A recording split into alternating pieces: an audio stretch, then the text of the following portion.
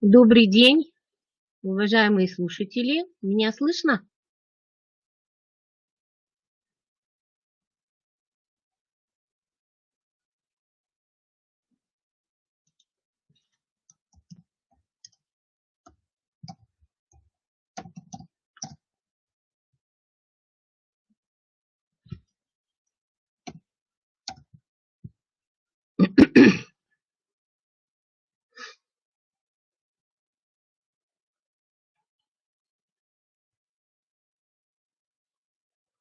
Прекрасно. Ну, тогда начнем. Итак, уважаемые слушатели нашего вебинара, вебинар наш сегодня посвящен единому государственному экзамену по биологии. И сразу хочу отметить, что удивляться тому, что экзамен усложняется, наверное, не стоит. И ребятам, наверное, тоже надо объяснять, что в отличие от основного государственного экзамена, где проверяются базовые знания по биологии и где отметка влияет на результат в аттестате, ЕГЭ у нас на результат аттестата не влияет. Это, собственно говоря, не выпускной экзамен, а вступительный. Ну и поскольку он вступительный, то, соответственно, он, конечно, усложняется. И усложняется он достаточно сильно. В последнее время, конечно, в основном проверяется даже больше надпрограммный уровень. Но что интересно, могу отметить, что иногда ребята, зацикливаясь на очень сложных вопросах по биологии, потом никак не могут ответить на более элементарные, простые вопросы обычного базового уровня. Ну вот вы видите, что структура ЕГЭ по биологии, она содержит и базовые вопросы, и количество заданий достаточно большое, 12. 12 заданий базового уровня, где можно набрать максимальный первичный балл 20.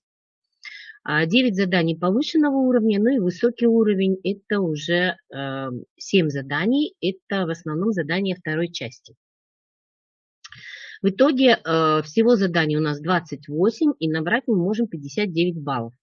Как вы видите, время довольно-таки внушительное, 3 часа 55 минут, то есть практически почти 4 часа дети пишут этот экзамен.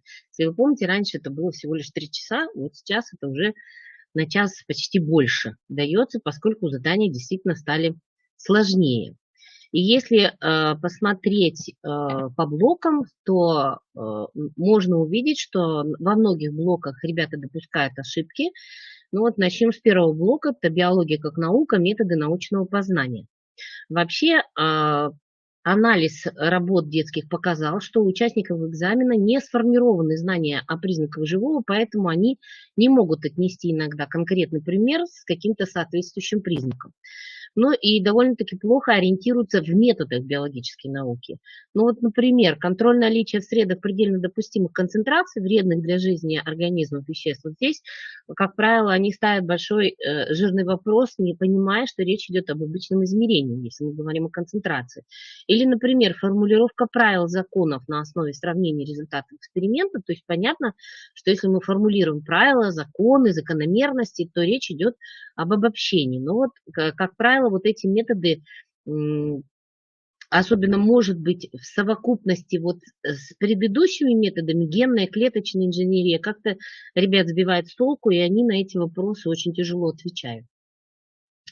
Если говорить о втором блоке, клетка как биологическая система, значит, ну вот мы видим, где основные ошибки, как правило, появляются. То есть это знания, они демонстрируют довольно слабые, когда речь идет о строении хромосом, о хромосомном наборе клеток, молекул ДНК, когда нужно объяснить, как меняется ДНК и как меняется количество хромосом в разных фазах жизненного цикла или же даже в цикле жизни растений или, скажем, при образовании каких-то половых клеток по зонам, зона роста, зона размножения, зона созревания и так далее.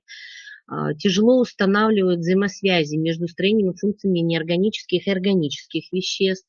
И довольно-таки тяжело определяют количество по картинкам, какая-то фаза. То есть фаза митоза или мейоза, уж тем более объяснить вот свой выбор тоже бывает довольно сложно. Вообще все, что требует объяснения у детей, вот здесь, конечно, явные какие-то недочеты. То есть на это надо тоже обращать внимание. Наверное, следует вводить свои контрольные измерительные материалы и вопросы вот с подобным объяснением. А еще лучше, наверное, брать готовые задания из КИМов прошлых лет, где такие объяснения заложены уже, то есть требуются. Ну и вам, в принципе, будет проще, конечно же, проверять, поскольку есть эталоны, но есть еще такой минус, что дети могут очень легко списать. Они, как поисковики, довольно-таки народ ушлый. А если посмотреть, на какие задания, вот я подобрала ряд заданий, которые могут детей сбить с толку. Дело в том, что когда, например, написано, что речь идет о ДНК, то, собственно говоря, дети сориентируются, какие здесь три признака соответствуют ДНК, а какие выпадают. Ну вот вопросы, где нужно выпадающие признаки выбрать, вот они, как правило, тоже сложны. Потому что у детей бывает так, они начинают вроде бы правильно выпадающие признаки выбирать, а в конце концов все равно берут те, которые соответствуют данной молекуле. Ну вот вы видите, это ДНК, соответственно, надо выпадающие признаки брать. Ну вот второй признак выпадающий, поскольку здесь речь идет о ТРНК. Понятно, что урацилы рибозу содержат РНК, и бывает информационной, ну, тоже речь идет об ИРНК. Вот что касается остатков фосфорной кислоты, они входят в состав нуклеотидов, поэтому, конечно, этот элемент ответа соответствует данной молекуле. Сложнее, когда идут какие-то нюансовые такие вещи, вот как здесь. То есть здесь мы видим, во-первых, сложно определить, что же это такое. В этом случае детей надо научить ориентироваться в характеристиках. И если мы здесь внимательно посмотрим, то мы видим вот здесь понятие глицин. И если ребята понимают, что речь идет об аминокислоте и знают конструкцию аминокислоты, то они сразу выберут, что это речь идет вот об этом элементе. То есть это, скорее всего, глицин. Соответственно, под буквой Е у нас стоит аденин, значит, это аденин. И тогда уже гораздо проще можно будет сообразить, какие характеристики кому из них подходят. То есть у детей, как правило, проблема именно с определением рисунка, то есть что здесь показано конкретно. Если посмотреть точно так же на следующий пример, тоже могут быть проблемы. Не обозначено, что это такое, но по 3 остаткам фосфорной кислоты и в структуре можно понять, что здесь речь идет о АТФ. И цифра 2, структура нуклеотида понятна, но поскольку здесь Т, значит тимидиловый нуклеотид и тиминовый, и так иногда говорят, да, нуклеотид ДНК здесь дан, поэтому тоже можно предположить, что же подходит вот из этих особенностей под каждый из вариантов предложенных молекул. Но таких вот заданий становится все больше. Именно ориентировать надо детей на работу с рисунками, на предмет узнавания тех или иных объектов биологических, потому что ну, если они не могут распознать объект, то, как правило, они не могут и ответить на поставленные вопросы. Тем более, что у нас есть еще один такой вопрос в части 2, где в обязательном порядке нужно определить, что на рисунке изображено. И если на рисунке ребенок обозначивает неправильно, не определяет, что же конкретно там изображено, то весь ответ не принимается. Вот такая особенность в критериальной оценке. Следующий пример посмотрим. Значит, это у нас уже следующий блок. Это организм как биологическая система. Задания, вот вы видите, они здесь обозначены. Некоторые задания могут быть именно из этого блока. Иногда задания не только этот блок может встречаться, но и следующий. Выпускники справились с заданием плохо номер 7, когда нужно было выбрать из генетической терминологии необходимые характеристики какие-то, либо речь идет о биотехнологии, либо о селекции, либо об онтогенезе. Вот здесь, как правило, довольно сложно, они могут невнимательно читать само задание. То есть, когда задание нужно прочитать внимательно и выбрать именно выпадающие, как я уже говорила, утверждения, то вот тут могут быть проблемы. Низкие результаты получены по теме биотехнология. Это, как правило, тоже бывает, особенно когда речь идет о клеточной или генной инженерии, о тонкостях их или о клонировании. Вот. Некоторые задачи по генетике, когда есть задачи на кроссинговер, объяснение кроссинговера очень слабо идет. То есть задача часто решается как задача на гибридное скрещивание, и нет понимания, что появление фенотипических групп с разной численностью связано именно с тем, что ряд организмов у нас появляется не кроссоверных, они в большинстве встречаются, ряд организмов кроссоверных. Ну, давайте посмотрим. Итак, пример. Значит, все приведенные ниже утверждения, кроме двух, являются положениями хромосомной теории наследственности. Надо выбрать два утверждения, которые выпадают из общего списка, и записать таблицу цифр, под которыми они указаны. Ну, собственно говоря, первое, как вы видите, это у нас положение именно хромосомной теории. Если посмотреть, третье, это тоже положение у нас хромосомной теории, ну и пятое, это тоже положение хромосомной теории. Значит, в остатке у нас остаются цифры 2 и 4.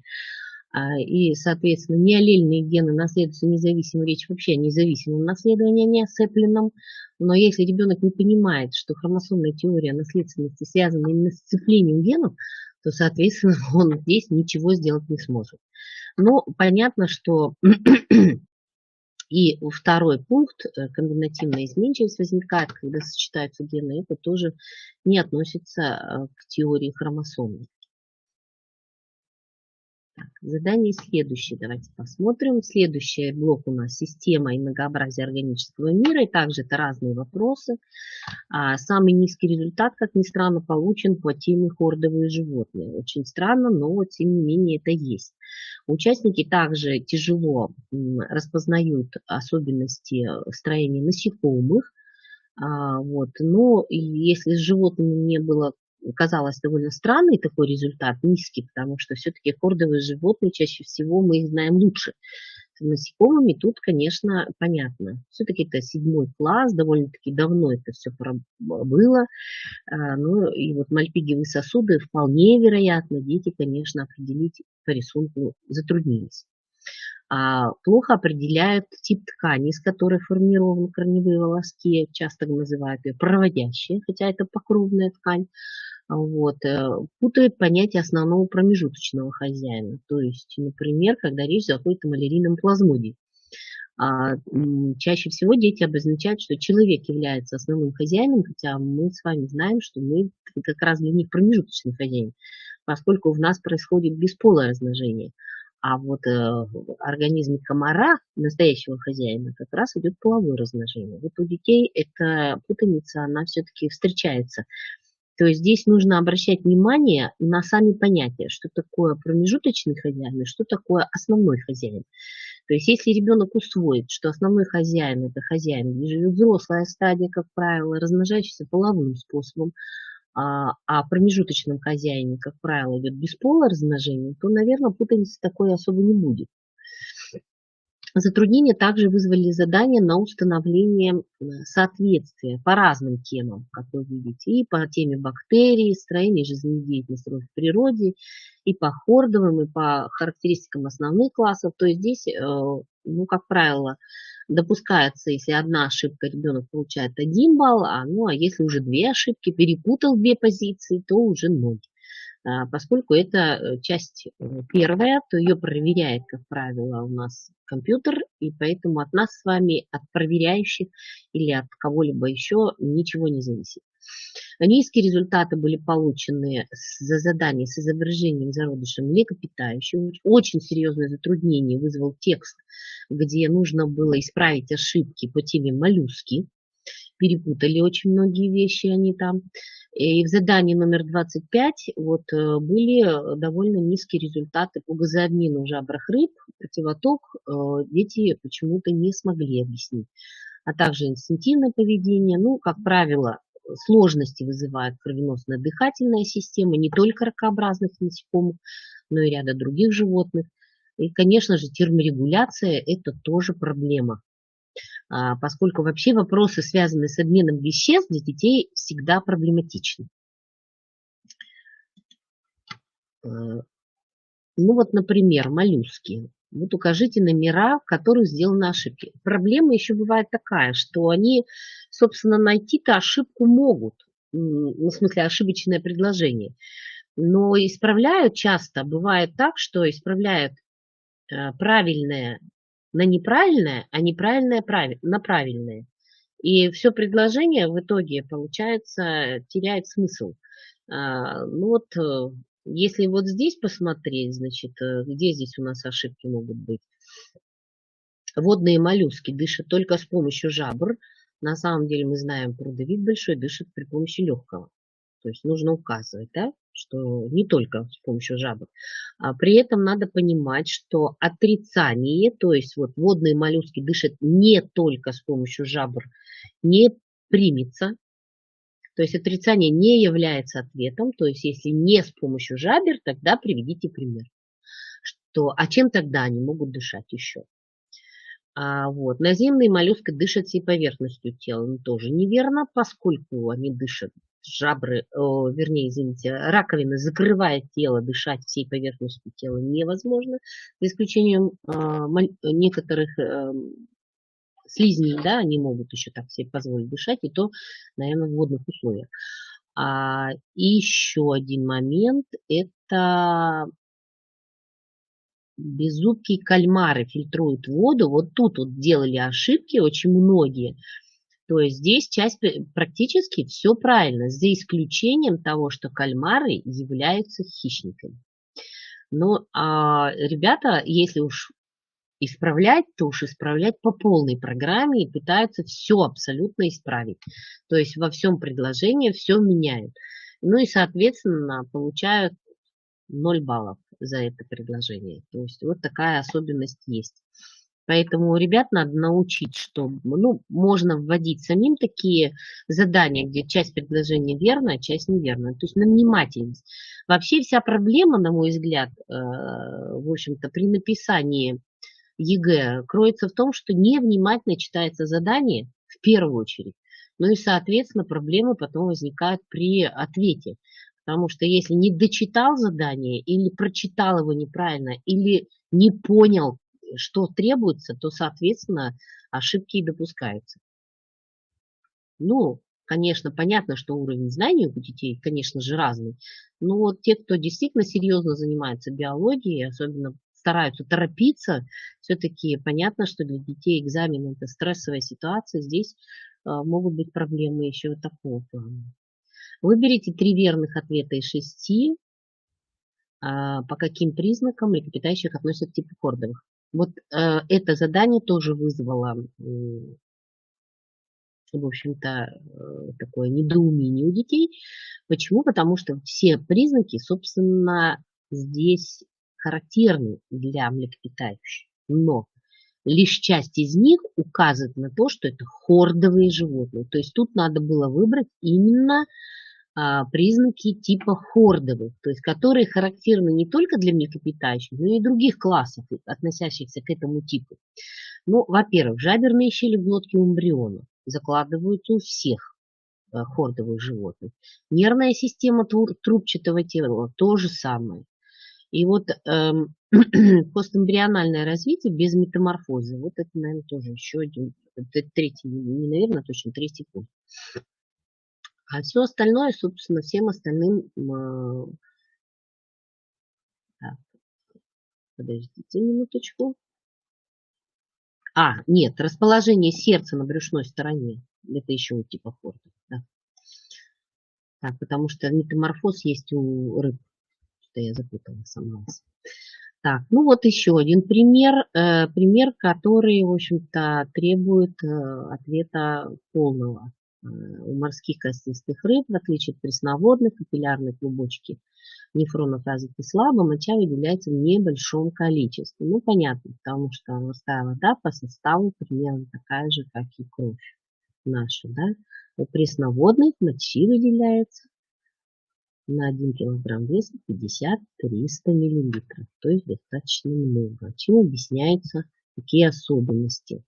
Ну и это, конечно, надо связывать, если уже тут пошли намеки у нас на морских и пресноводных, значит, надо связывать с условиями жизни. То есть где живут морские рыбы и где живут пресноводные. Второй вопрос. Насекомые – самый распространенный и многочисленный класс животных, и какие особенности их строения жизнедеятельности способствуют процветанию этих животных в природе. Покажите не менее 4 особенностей. Ну вот понятно, что это крылья, понятно, что это трахейное дыхание, да, и так далее. То есть здесь обязательно не только перечислить нужно, а еще объяснить, что эти особенности дают. То есть простое перечисление здесь снизит балл, поскольку в критериях чаще всего такие вопросы имеют не 4 позиции, а 8. То есть характеристика и объяснение к ней. Характеристика и объяснение к ней. И поэтому 3 балла ребенок получит только в том случае, если все 8 позиций он обозначил. Благодаря каким особенностям бактерий широко применяются в биотехнологии?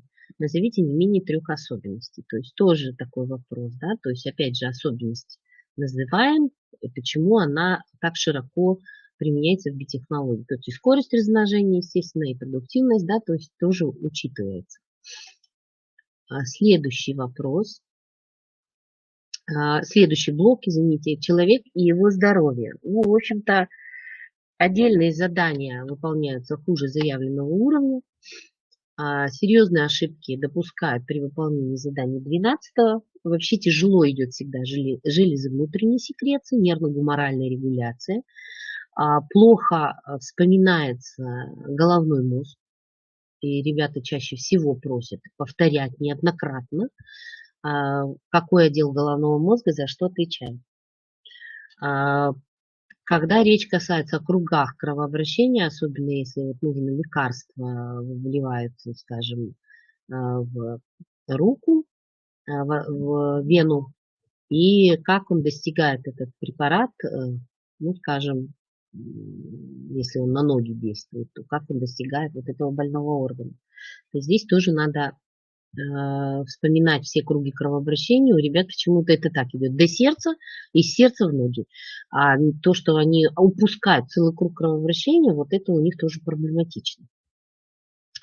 Ну вот анализаторы, особенно когда нужно установить последовательность прохождения звуковой волны или же зрительного изображения, да, до коры больших полушарий, вот тут тоже может быть проблема. То есть вы видите здесь довольно-таки слабые показатели, ну вот обращать надо внимание, конечно, на это неоднократно.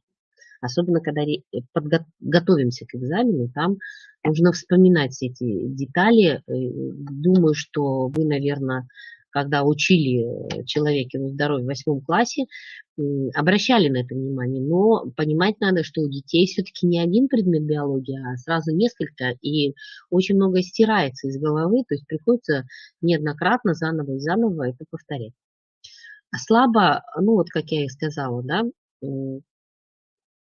особенности кровотока, усвоенный вот. Был вопрос о химическом составе кости после ее прокаливания. Вроде бы ничего сложного говорили на уроке, да, что сгорают органические вещества, кость становится хрупкой, ломкой, и чем обеспечивается прочность. Вот дети, как правило, пишут минеральными веществами, а ведь прочность обеспечивается минеральными и органическими веществами. Вот. Также вот, особенности регуляции выделения секретина тоже была проблема у ребят. Ну, давайте посмотрим. Например, вот такой вопрос. Все-таки мы в 8 классе не обращаем на некоторые позиции вот эти внимания, да, и поэтому ребята затрудняются потом выяснить, а что к радужке относится, а что к роговице. Потом обращаем внимание, преломляет лучи света. Мы все-таки говорили, что преломлением занимается в большей степени хрусталик. Но мы же представляем, что роговица, она выпуклая, соответственно, она сама выглядит как линза. Ну и, соответственно, она тоже может преломлять лучи света. Но вот если мы на это внимание не обращали в свое время, то тут начинается проблема. Зрачок, тут проблем, как правило, не бывает. Но вот одна бывает проблема. Так, и вот мышцы. Тут тоже бывает проблема. И поэтому, если вот тут ошибки две допущены в В и Е позиции, то считайте, ребенок получил 0. То есть, понятно, да? Так, ну вот установите последовательность процессов передачи звука в слуховом анализаторе. Тут могут быть самые разнообразные позиции. Может быть прописано конкретно молоточек, наковаленка, стремечко. Может быть прописаны овальное окно, базальная мембрана и так далее. Жидкость, например, в улитке, вот как здесь есть. То есть здесь может быть что угодно.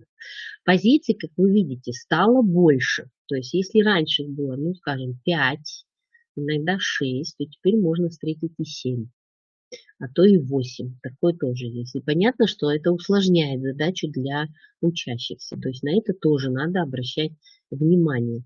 Потому что устанавливать среди 5 и 7 позиций последовательность, конечно, разница большая. Ну, что мы здесь видим с вами? Значит, понятно, что сначала у нас идет колебание барабанной перепонки, вызывающее колебание слуховых косточек, если последовательно, то молоточек, наковаленка, стремечко, который бьет по овальному окну. Это приводит к колебаниям жидкости в улитке. Соответственно, это приводит к колебаниям волосковых клеток. Генерируется нервный импульс, который передается потом в височную долю коры больших полушарий. То есть это тут ну, для учителя, наверное, сложности нет, а вот для ребенка, конечно, есть. Или вот, например, другой пример, да, установите последовательность процессов прохождения луча света через орган зрения. Ну вот, как я и говорила, тоже довольно-таки проблематичное задание для ребят. То есть где, что, зачем.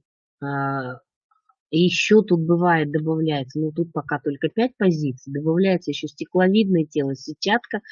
И у детей почему-то сразу за хрусталиком начинается сетчатка, и потом они не знают, куда это стекловидное тело ставить. Ну вот на это тоже надо обращать внимание, хотя, казалось бы, изучали неоднократно, но вот такие ляпсусы, они, в общем-то, себе позволяют допускать. Поэтому неоднократно вот такие задания нужно, конечно же, при подготовке к ЕГЭ ребятам подсовывать. Ну, что мы здесь видим? Анализ информации, понятно, что это последняя уже стадия. То есть где-то у нас происходит в зрительной зоне коры, анализируется ситуация. Поэтому сначала у нас идет через роговицу прохождение лучей света. Затем они преломляются хрусталиком, потом преобразуются в нервный импульс, потом передаются по зрительному нерву, и уже затем идет анализ информации.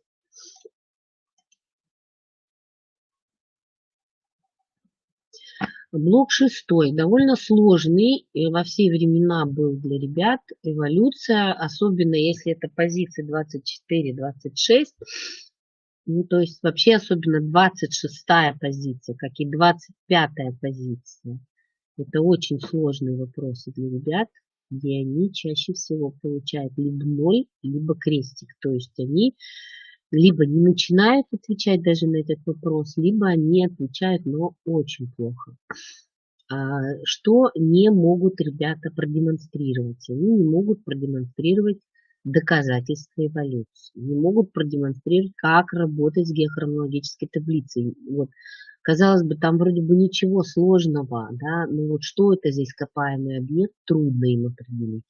Потому что все-таки здесь нужно прекрасно понимать, как выглядит внутренний, ну хотя бы скелет того или иного класса, скажем, животных. Вот был вопрос, где нужно было определить, кто это, и ребята говорят пресмыкающийся. А если посмотреть внимательно на скелет, то вот ребра отсутствуют, то есть это явно земноводное животное было. Ну вот тут такие вот особенности, вот такие ошибки они могут допускать. вот, не могут применить знания о движущих силах. Когда мы, например, объясняем, каким образом появляется то или иное приспособление, вот тут начинается проблема.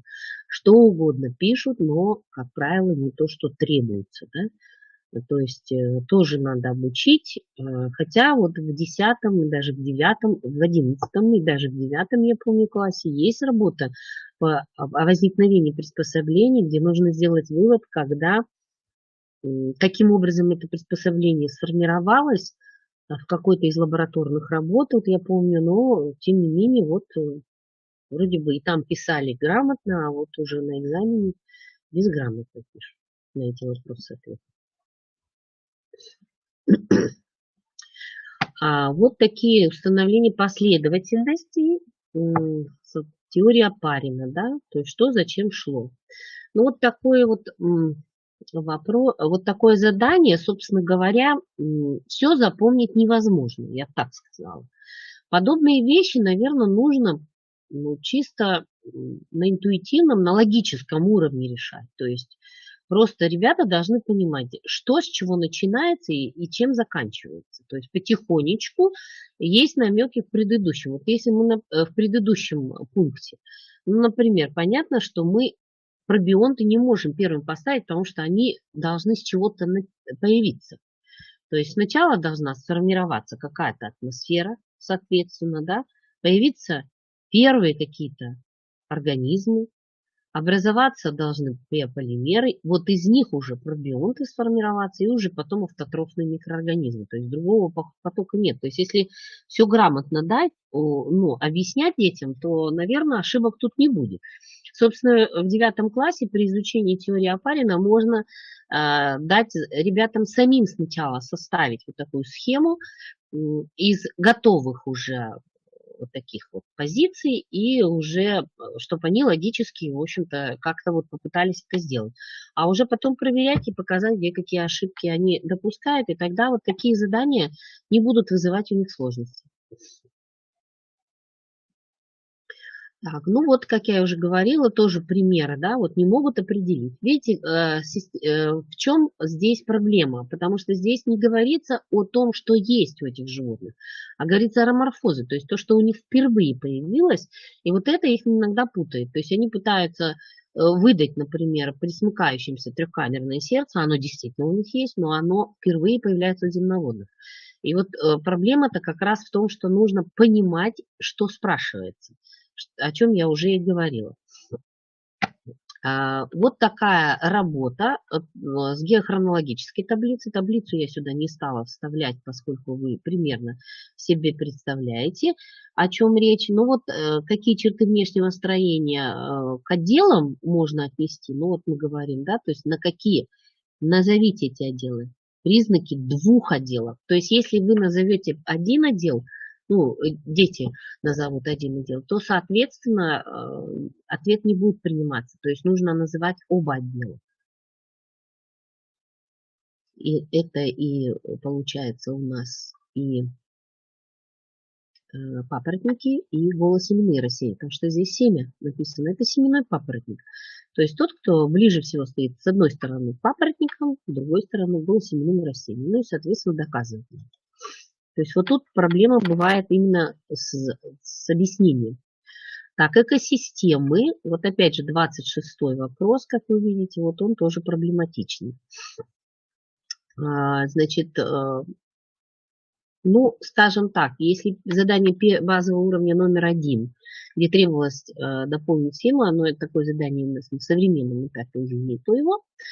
Так что мы, в принципе, на него сильно не будем как бы обращать внимание. Но вот во второй части по экологии были наибольшие затруднения в 23-м задании, где нужно было проанализировать рисунки и установить связь между анатомическим строением органов и образом жизни растений.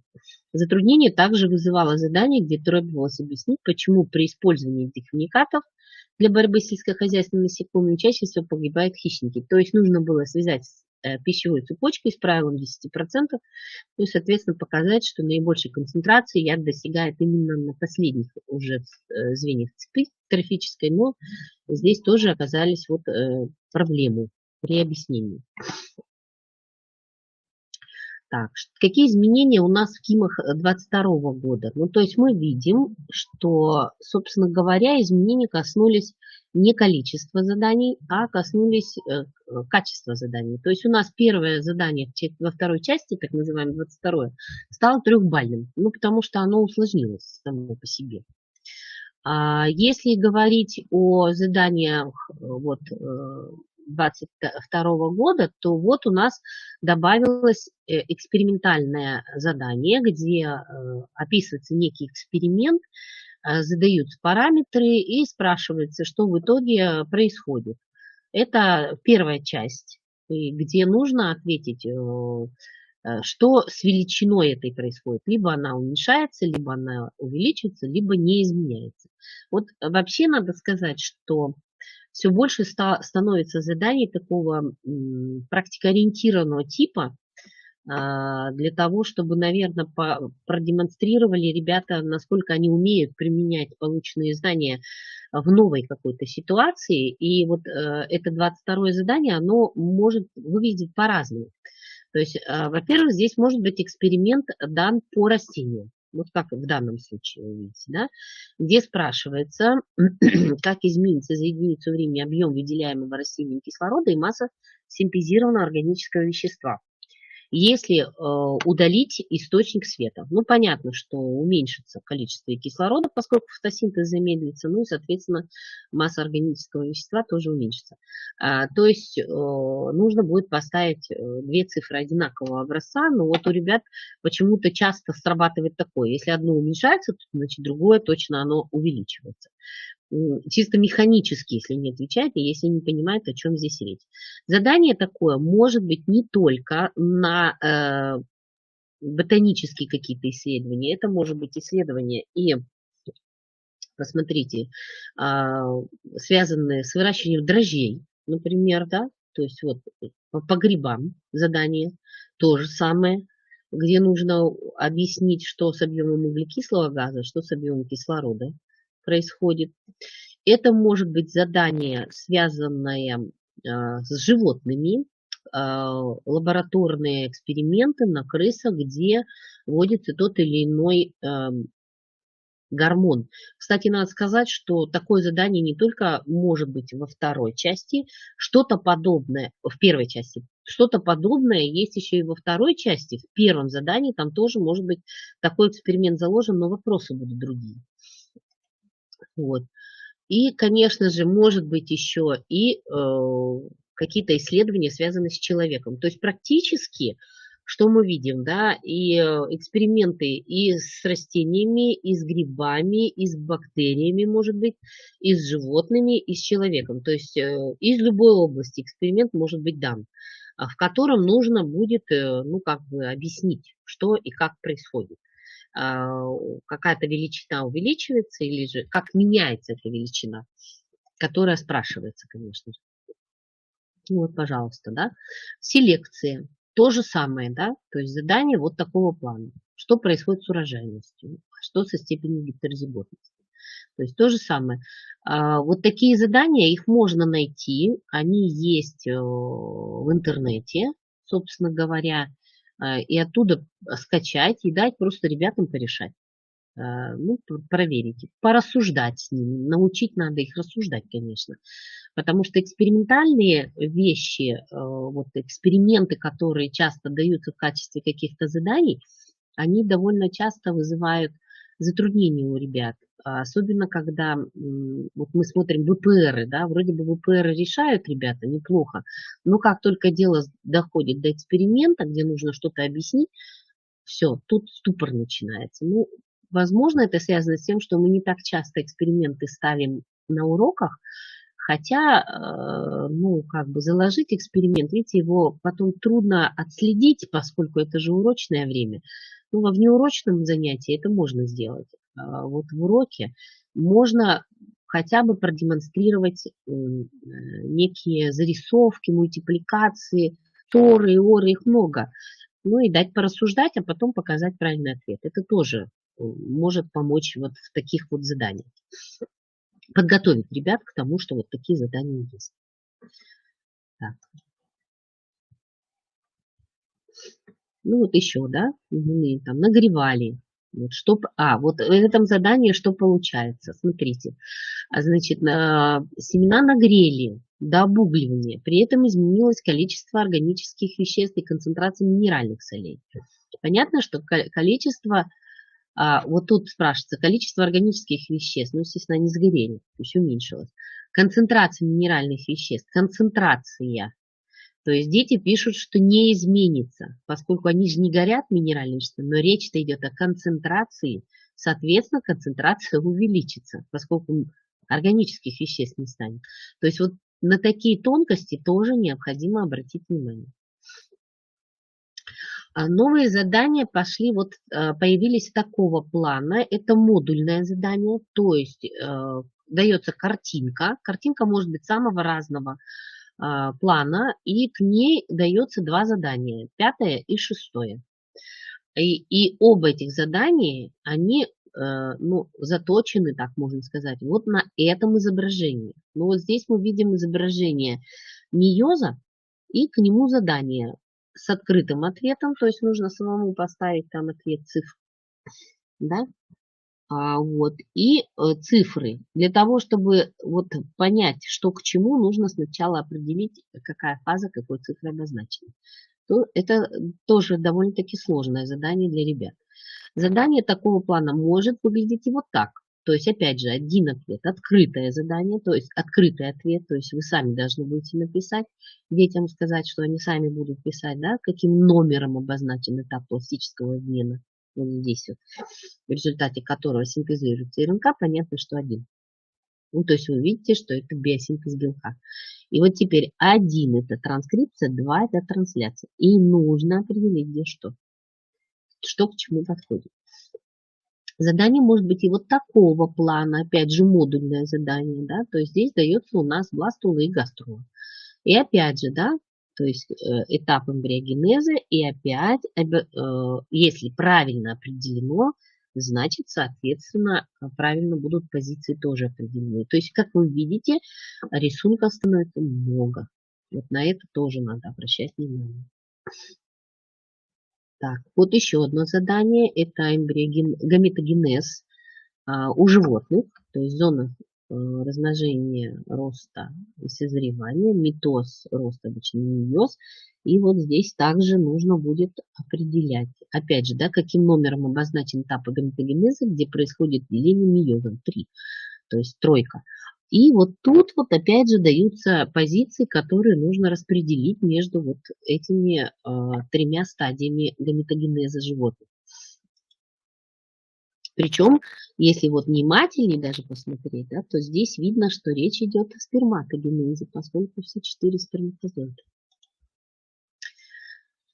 Вот задания, где могут быть даны РНК разного типа.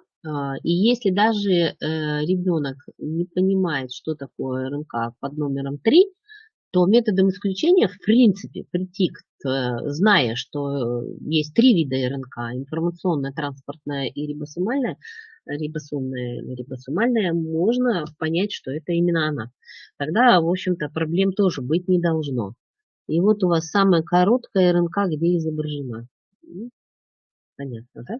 То есть какой ответ тоже. Самая короткая. И вот подобное же задание, но здесь уже не РНК даны, кроме РНК, ТРНК. У нас есть и ДНК, есть и белок еще, да, и опять же, да, каким номером обозначена нуклеиновая кислота. То есть тоже понятно. То есть вот, которая выполняет функцию хранения и передачи наследственной информации, ну, понятно, цифра 2. То есть здесь вариантов других быть не может. Но вот опять же говорю, что надо уметь определять. Поэтому, конечно же, визуализировать картинки, визуализировать задания вот в своих кимах в обязательном порядке нужно. Довольно сложное задание, на мой взгляд, потому что вот эту картинку, по идее, в учебниках-то вот найти довольно сложно. Наверное, только вот в профильных учебниках мы такое встречаем. А уж тем более определить, где тут что. Но если внимательно посмотреть, то понятно, что здесь у нас цифрой 2 обозначен водород, поскольку вот расход вода разрушается до кислорода, водорода. И понятно, что здесь идут вот каналы, цифра 7 это у нас фотоны света, то есть очень много, вот просто разбираться нужно сидеть. Но вот задано сложно, если те попроще были, то вот в такой схеме фотосинтеза разобраться не так-то и просто. Так, 22 задание дается некий эксперимент, как правило, да, и вот нужно определить здесь зависимая, независимая переменная или ответить дополнительно еще на ряд вопросов. То есть это тоже важно. Такое вот задание может быть. Оно довольно тоже часто встречается. Такие задания также можно найти в интернете, с ними поработать. Вот. И есть задание другого плана. Значит, чтобы картофель дал хороший урожай, его стараются выращивать в почве, где ранее произрастали бобовые растения. Объясните, почему. Ну, понятно, что надо связывать с клубеньковыми бактериями, которые содержат азотфиксаторами, да, вот. Или, например, вот определить метод, каким нужно воспользоваться для того, чтобы разделить хлорофилл А, В и другие пигменты растений. Ну, понятно, о хроматографии мы говорим, но как работает этот метод, вот на чем он основан, вот на это тоже нужно будет обратить внимание. Вот задание еще одно. Вот это задание, чем оно интересно? Значит, вот здесь в задании мы видим проценты обозначены все. То есть между А и Б, Б и С, а также А и С. Поэтому здесь один как бы ответ. Ну, прямой можно взять и обратный. То есть распределить буквы в прямом направлении и в обратном направлении. Но в прошлом году, например, задание было, где не 3 цифры даны были, а только 2. И вопрос стоял, можно ли с точностью сказать, где стоит вот этот ген. И понятно, что там нужно было давать не 1 и не 2 вот таких, прямой и обратный ответ, а их было порядка, по-моему, даже 6. То есть много раз нужно было прорисовывать в разных позициях. И вот только в этом случае можно было балл получить. То есть вот на это тоже обращайте внимание, ребят, когда будете их готовить к ЕГЭ. То есть здесь могут быть самые любые, в общем-то, типы заданий.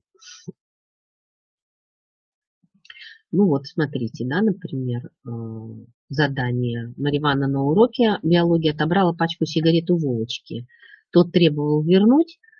Приходите завтра после урока в мой кабинет, спорим, что такого сигареты вы еще не делали. И вот на следующий день из сигарет достали табак, заварили чай с разным количеством воды, процедили, в чашки Петри выкладывали по 100 личинок опарышей, личинок опрыскивали раствором, производился подсчет живых личинок. Ну и вот какие зависимости были получены. То есть предположите, каким был результат эксперимента. Я вот как и говорила, что 22 задание в основном оно экспериментального плана. Вот на это тоже обращаем внимание, да. И чего не хватает в эксперименте, чтобы достоверно оценить результат, даже вот это спрашивается. То есть тут тоже вариантов очень много разных. Так. Модель Дондерса вот также появляется во многих работах. У Рохлова я нашла эту работу, вот это задание. Вот, механизм какого процесса демонстрирует это устройство. Ну вот у нас в учебниках модель Дондерса несколько по-другому выглядит, но тем не менее понять-то можно, о чем речь, когда вот. И здесь еще бывает вопрос такой, что будет, если отпустить мембрану? Не опустить, а отпустить. И тут ответы, если дети неправильно прочитали, поняли, что опустить мембрану, соответственно, легкие имитационные, они надуются, поскольку падает давление. А если отпустить мембрану, то она вернется в исходное положение, и воздух вытеснится наоборот. То есть вот опять же, да, нужно очень внимательно прочитывать задание. Здесь-то задание несколько другое. Было и такое задание, на котором дети вот сделали кучу ошибок из-за неправильного прочтения. Очень интересное задание. Вот нашла тоже, не помню, в каком-то из источников. И здесь спрашивается, разные штаммы использовались, и вот как мыши реагируют. Ну, понятно, что здесь два штамма пневмококков, R-штамм, они вирулентные, то есть они не жизнеспособны. Вирулентные S-штамм, соответственно, мыши гибнут, поскольку это бактерии убивают их. И если ввести мышам убитые нагревом клетки S-штамма, ну, понятно, убитые, понятно, а вот почему выживали, когда совместили живых, умирали, когда совместили живых бактерий R-штамма и убитых бактерий S-штамма, мыши погибали. Тут воздействие вот этих бактерий S-штамма, вот, которые переходили в R-штамм, делали их вирулентными, в итоге они начинали уничтожать вот эту мышь. Но очень интересное задание, на которое тоже стоит, на мой взгляд, обратить внимание.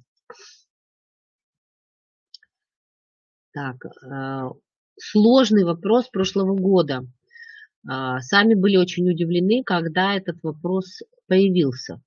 Понятно, что вот на первую часть еще можно ответить, то есть важным методом палеонтологии является метод радиоуглеродного датирования. Слово «датирование» могло бы их намекнуть, для чего используется этот метод. Понятно, что он для определения возраста ископаемых остатков. Что лежит в основе и почему используется элемент углерода, вот тут проблемы были. Понятно, что многие дети на этот вопрос ответить не смогли.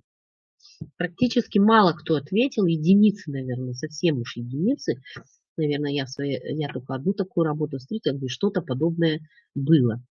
Что речь идет об углероде, который имеет два вида изотопов, С12, С14. Когда организм умирает, то радиоактивный изотоп углерода распадается, а нерадиоактивный остается. И, соответственно, по изменению соотношения, а изначально принято, что якобы они накапливаются в одинаковом количестве, то по изменению соотношения радиоактивного и вот этого нерадиоактивного углерода можно определить возраст остатков. Вопрос был очень сложный, конечно. Так, вот непростой вопрос оказался с пульсоксиметром тоже. То есть какой именно процесс в организме человека может свидетельствовать, что показание снизилось у пульсоксиметра, и как это отразится на пульсе. Ну вот, собственно, если ребята видели пульсоксиметр, то, соответственно, более-менее могли ответить. Он не настолько был сложный, как предыдущий вопрос, но все-таки вызвал недоумение у многих. Понятно, что речь идет о газообмене, о нарушении газообмена в легких. Ну, некоторые писали просто газообмен, а газообмен есть еще и в тканях, поэтому здесь нужно уточнять. Понятно, что пульс участится, поскольку кислорода стало меньше, соответственно, компенсировать кислород нужно повышенным сердцебиением. Ну вот и здесь мало кто 2 балла зарабатывал, максимально где-то 1 балл вот выходил чаще всего, потому что где-то вот все равно ошибки допускались. Вот. Тоже был интересный довольно-таки вопрос прошлого года. Ну, вот вы его можете прочитать, да, чем вызывается покраснение, жар, боль, вот, и почему в области поврежденного участка возникает отек, вот, и так далее. И понятно, что здесь речь идет о расширении кровеносных сосудов, поэтому увеличится количество тканевой жидкости, поэтому отек появляется. Температура повышается, поскольку кровь притекает, и поэтому еще и сдавливаются какие-то ткани, соответственно, появляется боль. Но, возможно, еще боль возникает от того, что некие химические вещества воздействуют по рецепторам. То есть вот такой тоже довольно-таки непростой вопрос был в прошлом году.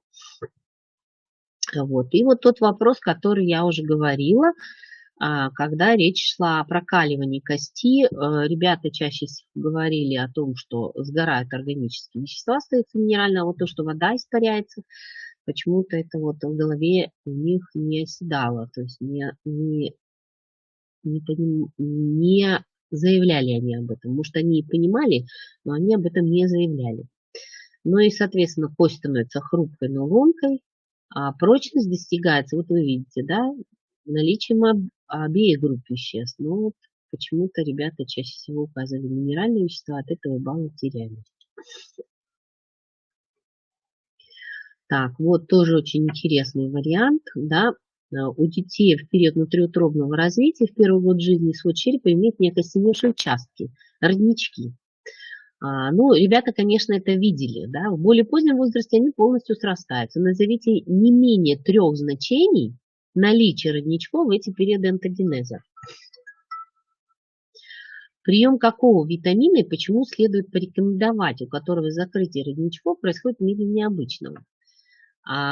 Ну, во-первых, да, когда ребенок рождается, понятно, что ему приходится протискиваться головой, и, соответственно, кости черепа должны вот таким образом как бы наезжать друг на друга, чтобы легче было протиснуться. Ну, то есть, когда мы ребятам объясняем, как процесс родов происходит, мы об этом говорим обычно. Вот.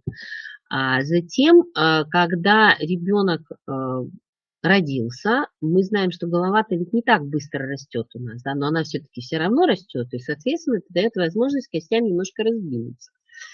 Вот. Кроме того, через родничок тепло уходит, то есть участвует в терморегуляции мозга. Очень гибкая голова, соответственно, амортизируются удары. И понятно, что если это костные элементы, то нужен витамин D, поскольку он участвует именно вот в усвоении кальция, фосфора в костной ткани. Ну, вопрос, опять же, довольно-таки сложный для ребят оказался.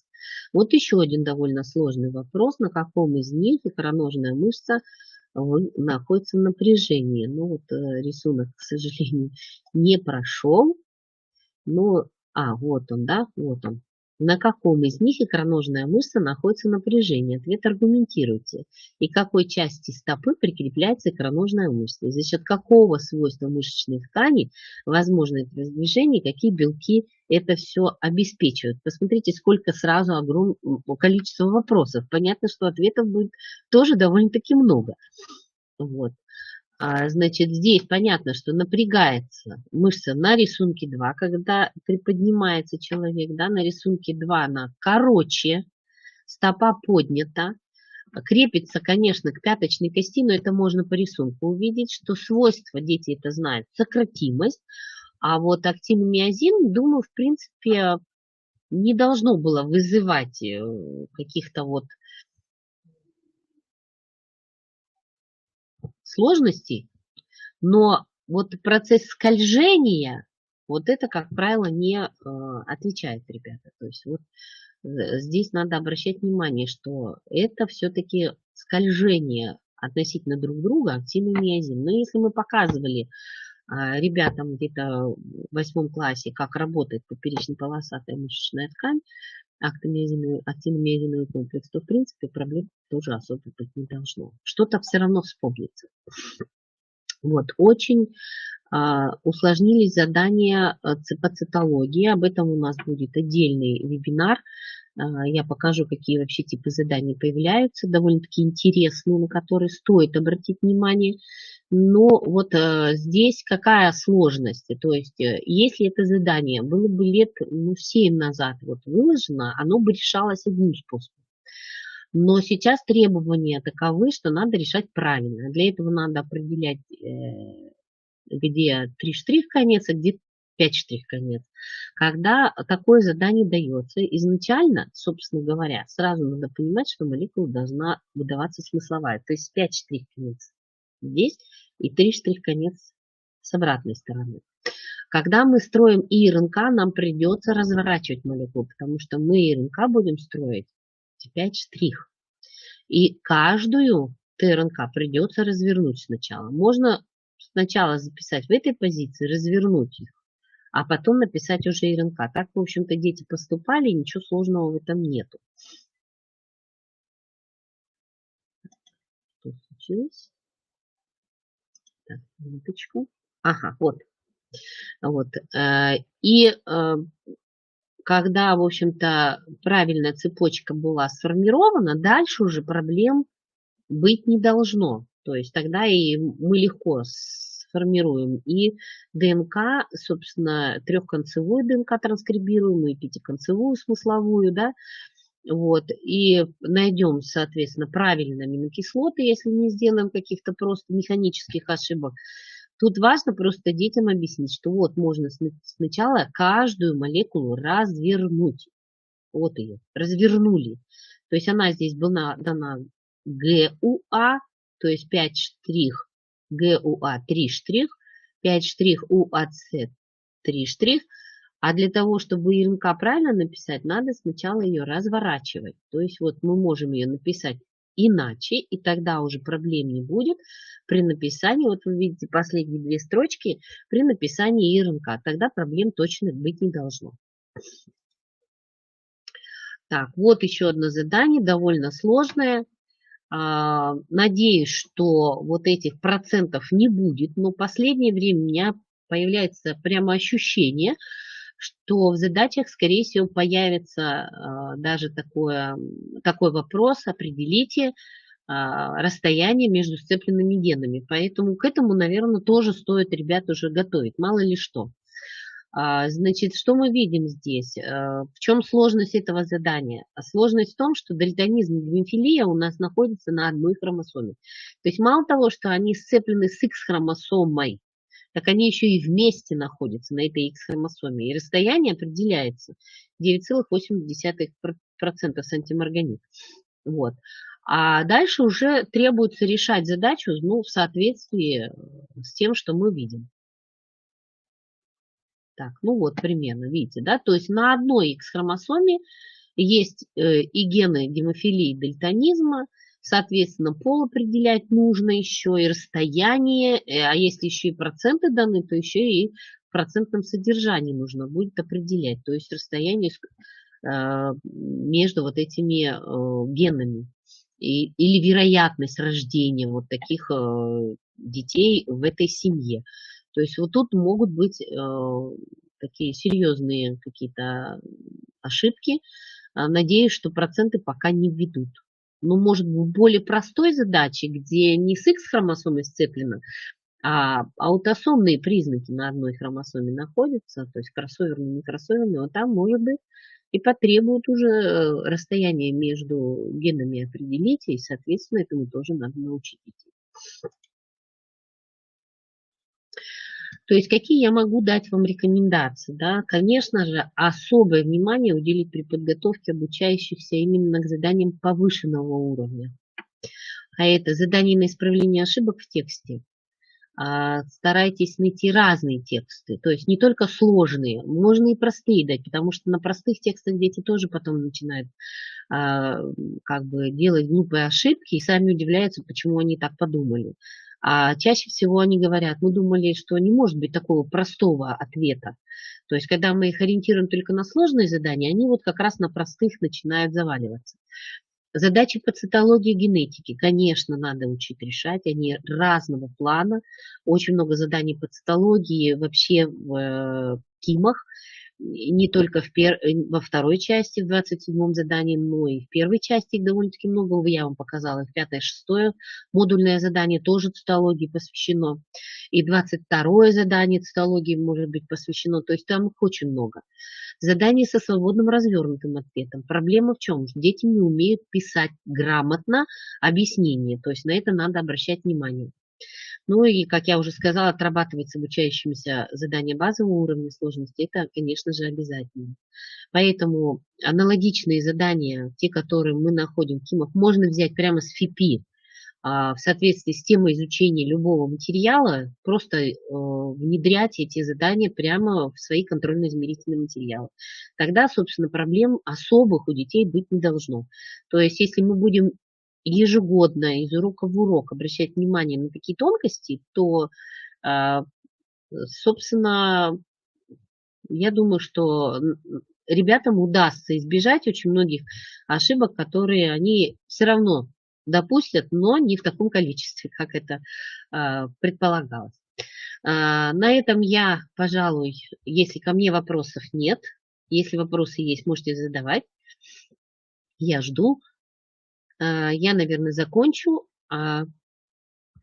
Презентацию скачать, да, надо бы, конечно, вам как-то ее дать. Я не знаю. Так, я могу, давайте я вам дам свой адрес.